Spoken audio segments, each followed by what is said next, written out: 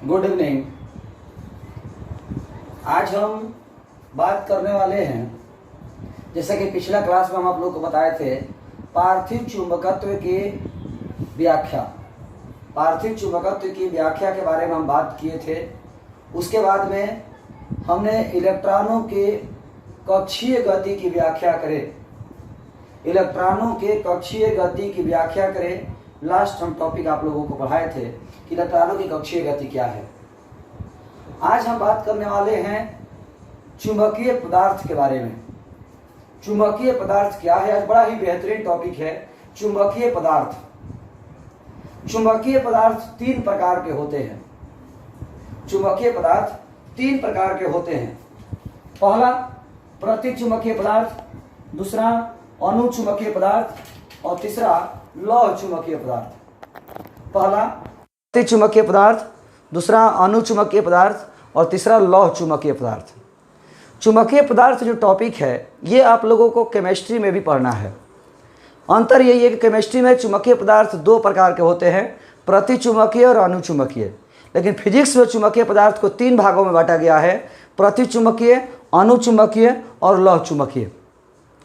Physics में चुंबकीय पदार्थ को तीन भागों में बांटा गया है, प्रतिचुंबकीय, अनुचुंबकीय और लौह चुंबकीय।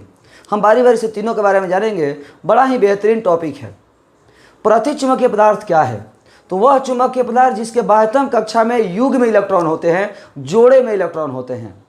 वह चुंबकीय पदार्थ जिसके बाह्यतम कक्षा में युग्म इलेक्ट्रॉन होते हैं, जोड़े में इलेक्ट्रॉन होते हैं, वो प्रतिचुंबकीय पदार्थ है। जिसके बाह्यतम कक्षा में युग्म इलेक्ट्रॉन होते हैं, जिसके बाह्यतम कक्षा में युग्म इलेक्ट्रॉन होते हैं, 1s2, 2s2, 2p6 जो आप देख रहे हैं, ये सब युग्म है, फुलफिल है, सब कक्षा फुलफिल है। तो फुलफिल है, इसलिए ये प्रतिचुंबकीय पदार्थ है। वह चुंबकीय पदार्थ जिसके बाह्यतम कक्षा में युग्म इलेक्ट्रॉन होते हैं, वो हमारा प्रतिचुंबकीय पदार्थ है। बहादुर, प्रतिचुंबकीय पदार्थ के एग्जाम्पल की बात करें तो एग्जाम्पल बड़ा समझने लायक है, सुनने लायक है, ध्यान रखने लायक है। एंटीमनी, बिस्मथ, सीसा, जस्ता, सोना, चांदी, तांबा, हाइड्रोजन, जल, वायु, हीलियम और सभी निष्क्रिय गैस। फिर से एक बार, प्रतिचुंबकीय पदार्थ के जो एग्जाम्पल है वो है एंटीमनी, बिस्मथ, सीसा, जस्ता, सोना, चांदी, तांबा, हाइड्रोजन, वायु, हीलियम और सभी निष्क्रिय गैस। अब ये प्रश्न कैसे पूछेगा? पूछ देगा कि सोना कौन सा पदार्थ है? सोना कौन सा पदार्थ है? चाहे तांबा कौन सा पदार्थ है? तो प्रतिचुंबकीय पदार्थ है। दूसरे तरीके से पूछ सकता है कि इनमें से कौन प्रतिचुंबकीय पदार्थ है? निम्न में से कौन प्रतिचुंबकीय पदार्थ है? इस तरह से भी पूछ सकता है। आप लोग को याद रखना होगा। इसके बाद हम आगे बढ़ते हैं तो कह रहा है कि चूंकि हम जानते हैं कि किसी भी दो परमाणु के चारों क्वांटम संख्या कभी बराबर नहीं होती है। किसी भी दो परमाणु के चारों क्वांटम संख्या कभी बराबर नहीं होती है। चारों क्वांटम संख्या, principal quantum number, magnetic quantum number, azimuthal quantum number और spin quantum number. Principal quantum number, magnetic quantum number, azimuthal quantum number और स्पिन क्वांटम नंबर, चारों क्वांटम संख्याएं कभी बराबर नहीं होती हैं। यदि तीन बराबर हो भी जाए, यदि तीन क्वांटम संख्या बराबर हो भी जाए तो चौथा क्वांटम संख्या कभी बराबर नहीं होता है। चौथा क्वांटम संख्या कभी बराबर नहीं होता है।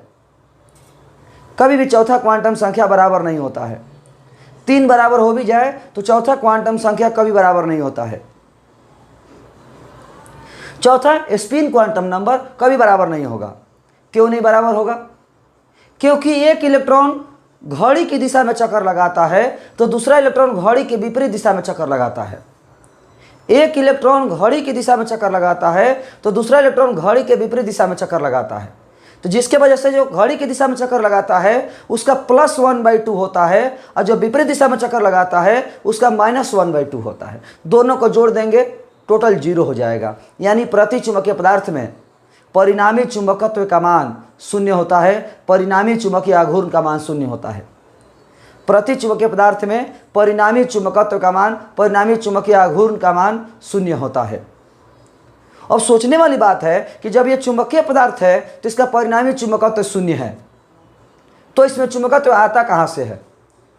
तब कहता है कि जब हम इसे बाहरी चुंबकीय क्षेत्र में रखते हैं, जब हम इसे बाह्य चुंबकीय क्षेत्र में रखते हैं तो दोनों इलेक्ट्रॉनों पर एक बल लगता है, लॉरेंज बल। दोनों इलेक्ट्रॉनों पर एक बल लगता है, लॉरेंज बल। दोनों इलेक्ट्रॉनों पर एक बल लगता है, लॉरेंज बल। इस बल की वजह से एक इलेक्ट्रॉन का वेग बढ़ जाता है और दूसरे इलेक्ट्रॉन का वेग घट जाता है। जब बल लगेगा, आप देख सकते हैं, यदि विपरीत दिशा में है तो हम बल लगाएंगे तो एक के लिए सपोर्ट का काम करेगा बल, लेकिन दूसरे के लिए विरोधी का काम करेगा। एक के लिए सपोर्ट हो जाएगा और दूसरे के लिए विरोधी हो जाएगा। तो जिसके लिए सपोर्ट होगा उसके लिए तो वेग बढ़ जाएगा और जिसके लिए विरोधी होगा उसके लिए घट जाएगा। तो एक इलेक्ट्रॉन का वेग बढ़ जाता है और दूसरे इलेक्ट्रॉन का वेग घट जाता है। एक इलेक्ट्रॉन का वेग बढ़ जाता है और दूसरे इलेक्ट्रॉन का वेग घट जाता है। तो एक का जो बढ़ जाता है दूसरे का घट जाता है, तो अपरिणामी चुंबकत्व मिल जाएगा। पहले चुंबकत्व जीरो हो गया, पहले चुंबकत्व जीरो हो गया, लेकिन अब जो है परिणामी चुंबकत्व मिल जाता है। क्यों? क्योंकि एक का बढ़ गया दूसरे का घट गया। इसलिए प्रति चुंबकीय पदार्थ में चुंबकत्व तब ही प्राप्त होता है जब हम उसे बाहरी चुंबकीय क्षेत्र में रखते हैं। जब बाहरी चुंबकीय क्षेत्र में नहीं रखेंगे तो उसका चुंबकीय आघूर्ण शून्य होता है। जब हम बाहरी चुंबकीय क्षेत्र में नहीं रखेंगे तो उसका चुंबकत्व शून्य होता है। लेकिन जैसे ही बाहरी चुंबकीय क्षेत्र में रखते हैं तो इस पर एक बल लगता है और बल की वजह से परिणामी चुंबकत्व प्राप्त हो जाता है। कुल मिलाकर के प्रति चुंबकीय पदार्थ का चुंबकत्व अपना नहीं है। प्रति चुंबकीय पदार्थ का स्वतः चुंबकत्व शून्य होता है। प्रति चुंबकीय पदार्थ के स्वतः चुंबकत्व शून्य होता है, लेकिन जब हम उसे बाहरी चुंबकीय क्षेत्र में रखते हैं तो चुंबकत्व प्राप्त हो जाता है। इसका मतलब हुआ कि प्रति चुंबकीय पदार्थ का जो चुंबकत्व है वो प्रेरित चुंबकत्व है। प्रेरित चुंबकत्व जो जबरदस्ती लाया गया चुंबकत्व है। प्रति चुंबकीय पदार्थ का जो चुंबकत्व है वो प्रेरित चुंबकत्व है। फिर से एक बार सुन लीजिए, प्रति चुंबकीय पदार्थ वह पदार्थ है जिसके बाह्यतम कक्षा में युग्म इलेक्ट्रॉन होते हैं, जोड़े में। एंटीमनी, बिस्मथ, सीसा, जस्ता, सोना, चांदी, तांबा, हाइड्रोजन, हवा, जल, हीलियम और सभी निष्क्रिय गैस। किसी भी दो परमाणु के चारों क्वांटम संख्या कभी बराबर नहीं होती है। तीन बराबर हो भी जाए, चौथा स्पिन क्वांटम नंबर कभी बराबर नहीं हो सकता। क्यों नहीं बराबर हो सकता? क्योंकि एक इलेक्ट्रॉन घड़ी की दिशा में चक्कर लगाता है और दूसरा इलेक्ट्रॉन घड़ी के विपरीत दिशा में चक्कर लगाता है, जिसकी वजह से एक का +1/2 होता है और दूसरे का -1/2 होता है। कभी बराबर नहीं हो सकता। लेकिन जब जोड़ेंगे तो परिणामी चुंबकत्व का मान शून्य हो जाएगा। यानी प्रति चुंबकीय पदार्थ का अपना चुंबकत्व शून्य होता है, स्वतः चुंबकत्व शून्य होता है। जब हम इसे बाहरी चुंबकीय क्षेत्र में रखेंगे तो इस पर एक परिणामी लॉरेंज बल कार्य करता है, जिसकी वजह से एक का वेग बढ़ जाता है और दूसरे का वेग घट जाता है और परिणामी चुंबकत्व प्राप्त हो जाता है। यानी प्रति चुंबकीय पदार्थ में चुंबकत्व तभी प्राप्त होता है जब उसे बाहरी चुंबकीय क्षेत्र में रखते हैं। इस प्रकार हम बात करें तो कह रहा है कि प्रति चुंबकीय पदार्थ का जो चुंबकत्व है वो प्रेरित चुंबकत्व है। प्रति चुंबकीय पदार्थ का जो चुंबकत्व है वो प्रेरित चुंबकत्व है।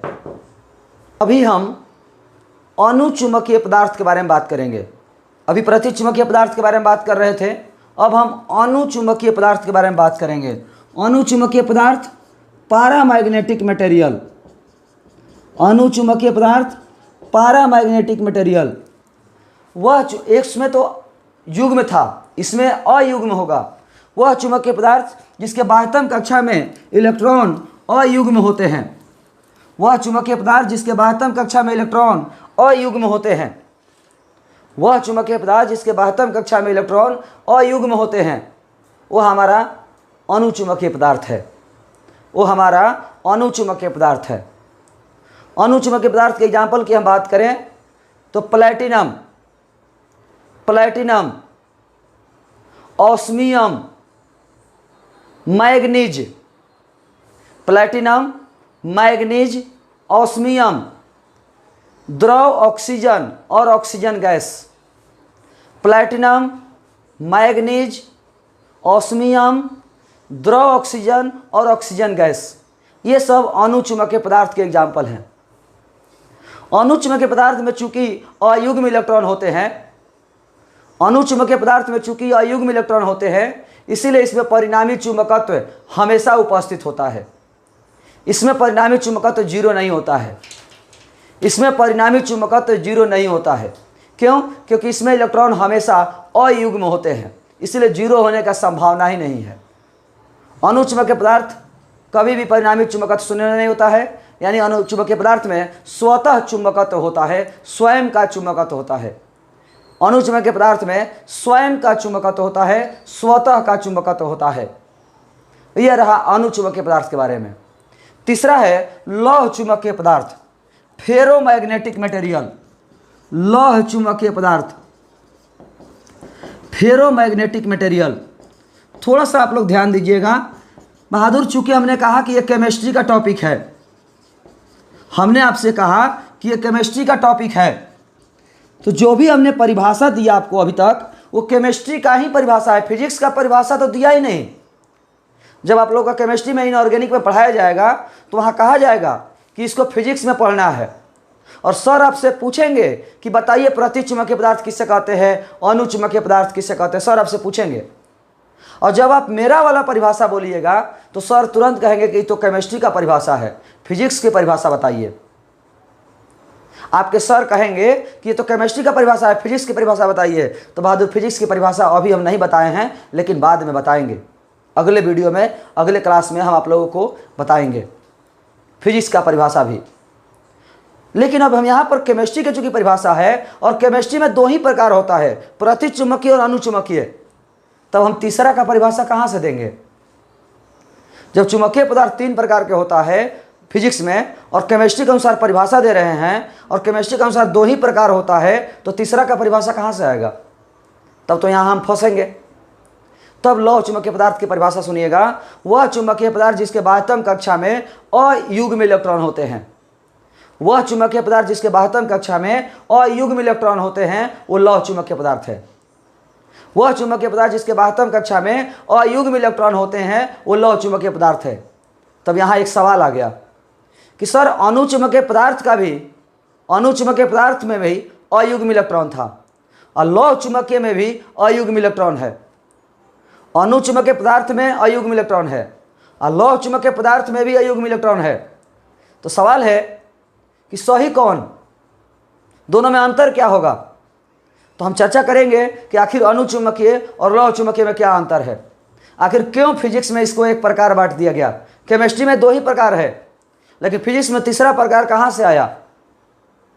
तो हम बात करेंगे, पहले समझिए लौह चुंबकीय पदार्थ के एग्जाम्पल, लोहा, निकेल, कोबाल्ट एवं उनके मिश्र धातु।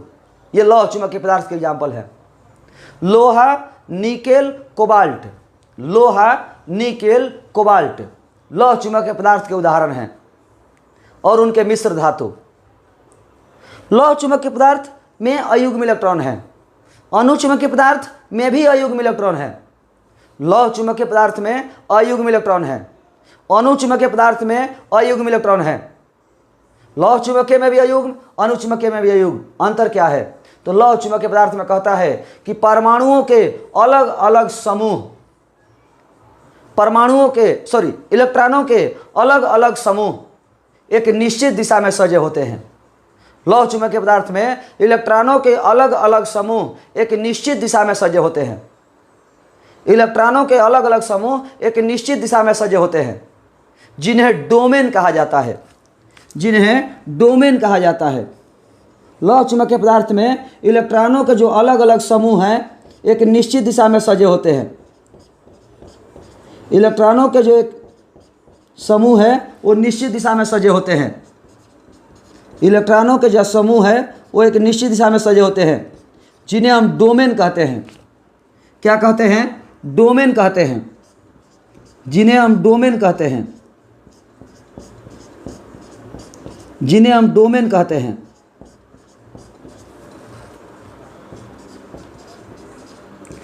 जब सभी डोमेन को एक ही दिशा में सजा देंगे, जब सभी डोमेन को एक ही दिशा में सजा देंगे तो ये चुंबकीकृत हो जाएगा। जब सभी डोमेन को एक ही दिशा में सजा देंगे तो ये चुंबकीकृत हो जाएगा। जब सभी डोमेन को एक ही दिशा में सजा देंगे तो ये चुंबकीकृत हो जाएगा। अब बताइए कि अणुचुंबकीय पदार्थ में सभी इलेक्ट्रॉन जैसे तैसे थे, अणुचुंबकीय पदार्थ में सभी इलेक्ट्रॉन जैसे तैसे थे, तो उसको सजाने के लिए बड़ा मेहनत करना पड़ेगा। अणुचुंबकीय पदार्थ को सजाने के लिए, चुंबकित करने के लिए सभी इलेक्ट्रॉनों को बारी बारी से सजाना पड़ेगा, सभी इलेक्ट्रॉनों को। लेकिन लौह चुंबकीय पदार्थ को चुंबकित करने के लिए सबको नहीं सजाना है, ऑलरेडी ये सजा हुआ है, केवल एक ग्रुप को सजा देना है। 5 बार सजा देंगे, 5 गो ग्रुप है, 5 बार सजा देंगे, सज जाएगा।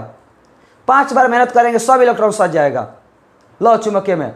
लेकिन यदि अणुचुंबकीय होता तो सभी इलेक्ट्रॉनों को बारी बारी से सजाना पड़ता। इसीलिए कहता है कि लौह चुंबकीय पदार्थ को चुंबकित करना ज़्यादा आसान है अणुचुंबकीय पदार्थ की अपेक्षा। लौह चुंबकीय पदार्थ को चुंबकित आसानी से किया जा सकता है अणुचुंबकीय की तुलना में। अणुचुंबकीय पदार्थ में सभी इलेक्ट्रॉन जैसे तैसे होते हैं, तो उसको सजाने में ज़्यादा मेहनत करना पड़ेगा। लेकिन लौह चुंबकीय पदार्थ में ये ऑलरेडी ग्रुप बना हुआ है, ऑलरेडी ग्रुप बना हुआ है, इसीलिए इसको सजाने में हमें ज़्यादा मेहनत नहीं करना पड़ेगा। 5 ग्रुप को एक बार में सजा देंगे, 5 बार में सज गया। इसीलिए याद रखिएगा कि लौह चुंबकीय पदार्थ में इलेक्ट्रॉनों के अलग अलग समूह एक निश्चित दिशा में सजे होते हैं, जिन्हें डोमेन कहते हैं, जिन्हें डोमेन कहते हैं। जब सभी डोमेन को एक ही दिशा में सजा देंगे, पदार्थ चुंबकित हो जाएगा। इसलिए कहता है कि लौह चुंबकीय पदार्थ को चुंबकित करना अणुचुंबकीय पदार्थ की अपेक्षा ज़्यादा आसान है। यह रहा आपका प्रतिचुंबकीय पदार्थ, अणुचुंबकीय पदार्थ और लौह चुंबकीय पदार्थ के बारे में। प्रतिचुंबकीय पदार्थ, अणुचुंबकीय पदार्थ और लौह चुंबकीय पदार्थ के बारे में। अगला जो हमारा टॉपिक होगा वो होगा प्रतिचुंबकीय पदार्थ, अणुचुंबकीय पदार्थ और लौह चुंबकीय पदार्थ में अंतर। इन तीनों में अंतर क्या है? प्रतिचुंबकीय पदार्थ, अणुचुंबकीय पदार्थ और लौह चुंबकीय पदार्थ में अंतर क्या है? तीनों में अंतर क्या है, हम लोग ये बात जानेंगे। तो आज के इस क्लास को यहीं पर समाप्त करते हैं। आज के हमारा क्लास यहीं पर समाप्त होता है। धन्यवाद।